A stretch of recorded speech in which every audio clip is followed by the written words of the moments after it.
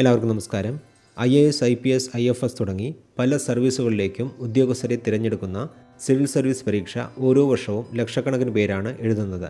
കഴിഞ്ഞ വർഷം 1000-ന് മുകളിലുള്ള ഒഴിവുകൾക്ക് വേണ്ടി ഏതാണ്ട് 10 ലക്ഷത്തിലധികം പേർ UPSC പ്രിലിമിനറി പരീക്ഷയ്ക്ക് അപേക്ഷിക്കുകയും അതിൽ പകുതിയോളം പേർ പരീക്ഷ എഴുതുകയും ചെയ്തതിൽ ഏകദേശം 14,000 പേർക്ക് മാത്രമേ മെയിൻസ് റൗണ്ടിലേക്ക് കടക്കാൻ സാധിച്ചുള്ളൂ. അതിൽ പാസ്സായി ഇൻ്റർവ്യൂവിലേക്ക് കടക്കാൻ സാധിച്ചത് വെറും 2845 പേർക്കാണ്. ഇതിൽ നിന്നും ഈ പരീക്ഷ എത്ര കഠിനമാണെന്ന് നമുക്ക് മനസ്സിലാക്കാൻ സാധിക്കുന്നതാണ്. ഇത്രയും കഠിനമായ പരീക്ഷകൾ, ഇൻ്റർവ്യൂ എന്നിവ പാസ്സായി ജോലി ലഭിച്ചവരിൽ 1-2 പേരുടെ ഗ്രഹനിലകളെയാണ് ഇന്ന് നമ്മൾ വിശകലനം ചെയ്യാൻ പോകുന്നത്. സിവിൽ സർവീസ് പരീക്ഷ എഴുതാൻ പോകുന്നവർക്ക് അവരുടെ ഗ്രഹനില സ്വയം പരിശോധിക്കാനും പരീക്ഷയിൽ വിജയിക്കാനുള്ള സാധ്യത എത്രത്തോളം ഉണ്ട് എന്ന് ഒരു പരിധിവരെ മനസ്സിലാക്കാനും ഈ വീഡിയോ ഉപകരിക്കുമെന്നാണ് ഞാൻ കരുതുന്നത്. ശരി, എന്നാൽ നമുക്കിനി ആദ്യത്തെ ഗ്രഹനില നോക്കാം. സിവിൽ സർവീസ് പരീക്ഷ പാസ്സായ അനിഴം നക്ഷത്രം, വൃശ്ചികക്കൂറ്, ഇടവലഗ്നത്തിൽ ജനിച്ച ഒരു വ്യക്തിയുടെ ഗ്രഹനിലയാണിത്. സർക്കാർ ജോലി ലഭിക്കണമെങ്കിൽ സൂര്യൻ 8-12 ഭാവത്തിലോ നീചരാശിയിലോ നിൽക്കരുത് എന്നൊക്കെ പൊതുവെ പറയുമെങ്കിലും ജോലി ലഭിച്ച പലരുടെയും ജാതക പരിശോധനയിലൂടെ എനിക്ക് മനസ്സിലായത് സൂര്യൻ ഏത് രാശിയിലാണ് നിൽക്കുന്നത് എന്നതിനേക്കാളും പ്രധാനമായി നോക്കേണ്ടത് ഏത് ഗ്രഹത്തിൻ്റെ നക്ഷത്രത്തിലാണ് സൂര്യൻ നിൽക്കുന്നത് എന്നും സൂര്യൻ നിൽക്കുന്ന രാശി നക്ഷത്രാധിപതികളുടെ സ്ഥിതി എന്താണ് എന്നുമാണ്. ഉദാഹരണമായി, ഈ ജാതകത്തിൽ സൂര്യൻ അഷ്ടമരാശിയിലാണ് നിൽക്കുന്നത്. എന്നിട്ടും എങ്ങനെയാണ് ഈ ജാതകന് സിവിൽ സർവീസ് പരീക്ഷ പാസ്സാകാൻ കഴിഞ്ഞത് എന്ന് നോക്കാം. അതിനു മുൻപ് പ്രധാനപ്പെട്ട മറ്റൊരു കാര്യം കൂടി നോക്കേണ്ടതുണ്ട്. പൊതുവെ ഉയർന്ന പദവികളിൽ ഒരു വ്യക്തി ജോലി ചെയ്യണമെന്നുണ്ടെങ്കിൽ ലഗ്നാധിപന് ഏതെങ്കിലും വിധത്തിൽ 2, 6, 10 എന്നീ ഭാവങ്ങളോട് ബന്ധമുണ്ടാകണം. ഇതിൽ ലഗ്നാധിപന് 10-ാം ഭാവ ബന്ധമുള്ളവർക്കാണ് IAS, IPS പോലെയുള്ള ഓൾ ഇന്ത്യ സർവീസ് ജോലികൾ ലഭിക്കാൻ സാധ്യത കൂടുതലുള്ളത്. ഈ ഗ്രഹനിലയിൽ ലഗ്നാധിപനായ ശുക്രൻ 7-ാം ഭാവത്തിലാണ് നിൽക്കുന്നത്. പക്ഷേ ശുക്രൻ നിൽക്കുന്ന നക്ഷത്രാധിപൻ ശനിയാണ്. അതായത് വൃശ്ചികക്കൂറിൽ വിശാഖം 4-ാം പാദം, അനിഴം, തൃക്കേട്ട എന്നിങ്ങനെ 3 നക്ഷത്രങ്ങളാണ് ഉള്ളത്. അതിൽ ശനിയുടെ നക്ഷത്രമായ അനിഴത്തിലാണ് ശുക്രൻ നിൽക്കുന്നത്.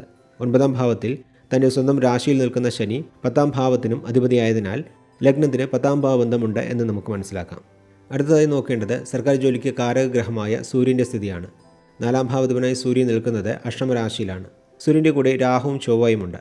ഈ 3 ഗ്രഹങ്ങളും അഷ്ടമരാശിയിൽ നിൽക്കുന്നത് പൊതുവെ ദോഷഫലങ്ങൾ നൽകുമെങ്കിലും 4-ാം ഭാവാധിപനായ സൂര്യൻ അഷ്ടമരാശിയിലും അഷ്ടമാധിപനായ വ്യാഴം 4-ാം ഭാവത്തിലും പരിവർത്തനയായി നിൽക്കുന്നതും ഈ 3 ഗ്രഹങ്ങളെയും വ്യാഴം ദൃഷ്ടി ചെയ്യുന്നതും ദോഷഫലങ്ങളെ കുറയ്ക്കുന്നതാണ്. മാത്രമല്ല, ജാതകന് സർക്കാർ ജോലി ലഭിച്ചതിന് പ്രധാനപ്പെട്ട കാരണം സൂര്യൻ നിൽക്കുന്ന നക്ഷത്രമാണ്.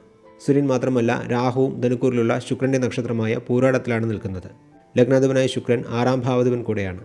അങ്ങനെ സൂര്യനും രാഹുവിനും 6-ാം ഭാവബന്ധം കൂടി വന്നതുകൊണ്ടാണ് ഈ വ്യക്തിക്ക് ബുധൻ ദശയിൽ രാഹുവിൻ്റെ അപഹാരത്തിൽ സിവിൽ സർവീസ് പരീക്ഷ പാസ്സായി ഫോറസ്റ്റ് സർവീസിൽ ജോലി ലഭിച്ചത്. ഇനി നമുക്ക് അടുത്ത ഗ്രഹനില നോക്കാം.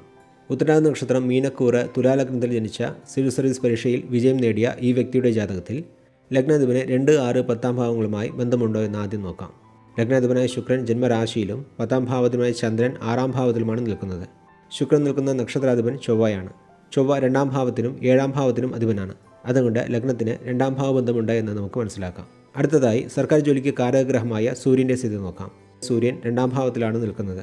സൂര്യൻ ചൊവ്വയുടെ രാശിയിലും ചൊവ്വ സൂര്യൻ്റെ രാശിയിലും പരിവർത്തനയായി നിൽക്കുകയുമാണ്.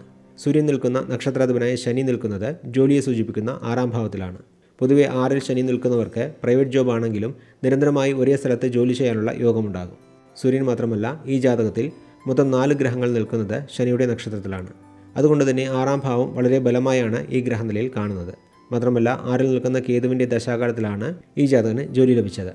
ഒരു വ്യക്തിയുടെ ജാതകത്തെ കൂടുതൽ കൃത്യതയോടെ വിശകലനം ചെയ്യണമെങ്കിൽ ഓരോ ഭാവവും ആരംഭിക്കുന്ന ഡിഗ്രിയും ഓരോ ഗ്രഹങ്ങൾ നിൽക്കുന്ന ഡിഗ്രിയും കൃത്യമായി അറിയണം.